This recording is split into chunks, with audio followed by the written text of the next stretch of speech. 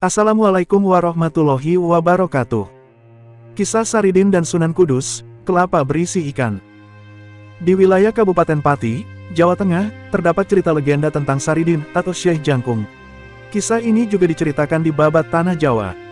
Menurut cerita tutur tinular, Saridin disebut-sebut putra salah seorang wali songo, yaitu Sunan Muria dari istri bernama Dewi Samaran. Cerita Babat itu menyebutkan, bayi tersebut memang bukan darah daging sang Sunan dengan istrinya, Dewi Samaran. Lantas muncul tokoh beranjung di desa Miyono, yang menyelamatkan dan merawat bayi Saridin hingga beranjak dewasa, dan mengakuinya sebagai saudaranya. Ketika masa mudanya, Saridin suka hidup berpetualang sampai bertemu dengan Syekh Malaya, yang dia akui sebagai guru sejati. Syekh Malaya itu tak lain adalah Sunan Kalijaga. Saridin disebutkan telah menikah dengan seorang wanita, yang hingga sekarang masyarakat lebih mengenal sebutan Bone Momok, dan dari hasil perkawinan tersebut lahir seorang anak laki-laki yang diberi nama Momok. Saridin dan Beranjung harus bagi waris atas satu-satunya pohon durian yang tumbuh dan sedang berbuah lebat. Bagi waris tersebut menghasilkan kesepakatan, Saridin berhak mendapatkan buah durian yang jatuh pada malam hari, dan Beranjung dapat buah durian yang jatuh pada siang hari. Suatu malam Saridin memergoki sosok bayangan seekor macan sedang makan durian yang jatuh. Dengan sigap, sosok bayangan itu berhasil dilumpuhkan menggunakan tombak. Akan tetapi, setelah tubuh binatang buas itu tergeletak dalam keadaan tak bernyawa, berubah wujud menjadi sosok tubuh seseorang yang tak lain adalah Beranjung. Terbunuhnya Beranjung membuat Saridin berurusan dengan penguasa Kadipaten Pati. Adipati Pati waktu itu adalah Wasis Joyokusumo, yang harus memberlakukan penegakan hukum dengan keputusan menghukum Saridin, karena dinyatakan terbukti bersalah telah membunuh Beranjung. Meskipun dalam pembelaan, Saridin berulang kali menegaskan, yang dibunuh bukan seorang manusia tetapi seekor macan, fakta yang terungkap membuktikan yang meninggal adalah Beranjung akibat ditombak Saridin. Untuk mempertanggungjawabkan perbuatannya, dia harus menjalani hukuman yang telah diputuskan oleh penguasa Pati. Saridin lalu berguru pada Sunan Kudus. Di sana ia membuat ulah. Ontran-ontran Saridin di perguruan Kudus tidak hanya menjengkelkan para santri yang merasa diri senior, tetapi juga merepotkan Sunan Kudus. Soal kemampuan dalam ilmu kasepuhan. Hal itu membuat dia harus menghadapi persoalan tersendiri di perguruan tersebut. Itulah dia tunjukkan ketika beradu argumentasi dengan sang guru soal air dan ikan. Untuk menguji kewaskitaan Saridin, Sunan Kudus bertanya, apakah setiap air pasti ada ikannya? Saridin dengan ringan menjawab, ada Kanjeng Sunan. Mendengar jawaban itu, sang guru memerintah seorang murid memetik buah kelapa dari pohon di halaman. Buah kelapa itu dipecah. Ternyata kebenaran jawaban Saridin terbukti.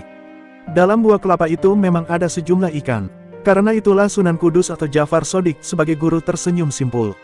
Akan tetapi, murid lain menganggap Saridin lancang dan pamer kepintaran. Karena itu, pada lain hari, ketika bertugas mengisi bak mandi dan tempat wudhu, para santri mengerjai dia. Para santri mempergunakan semua ember untuk mengambil air. Saridin tidak enak hati, karena ketika para santri yang mendapat giliran mengisi bak air, termasuk dia, sibuk bertugas, dia menganggur karena tak kebagian ember. Dia meminjam ember kepada seorang santri. Kalau mau bekerja, itu kan ada keranjang. Keranjang itu dia ambil untuk mengangkut air. Dalam waktu sekejap bak mandi dan tempat wudhu itu penuh air. Santri lain pun hanya bengong.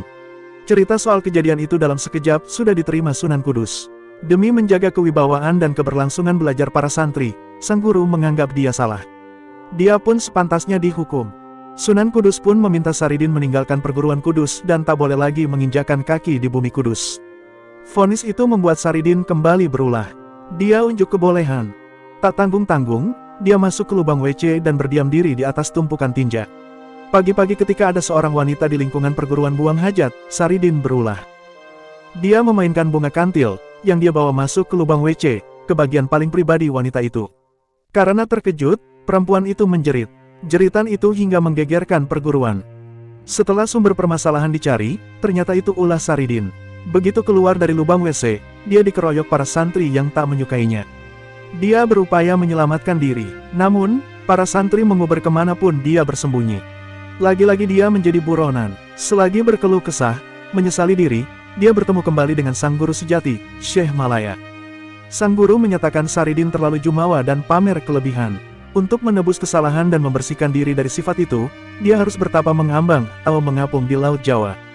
Padahal, dia tak bisa berenang. Syekh Malaya berlaku bijak. 2 buah kelapa dia ikat sebagai alat bantu untuk menopang tubuh Saridin agar tak tenggelam. Dalam cerita Tutur Tinular disebutkan, setelah berhari-hari bertapa di laut dan hanyut terbawa ombak, akhirnya dia terdampar di Palembang. Cerita tidak berhenti di situ, karena, dalam petualangan berikutnya, Saridin disebut-sebut sampai ke Timur Tengah. Itulah kisah Saridin dan Sunan Kudus, kelapa berisi ikan. Semoga bermanfaat untuk kita semua. Wassalamualaikum warahmatullahi wabarakatuh.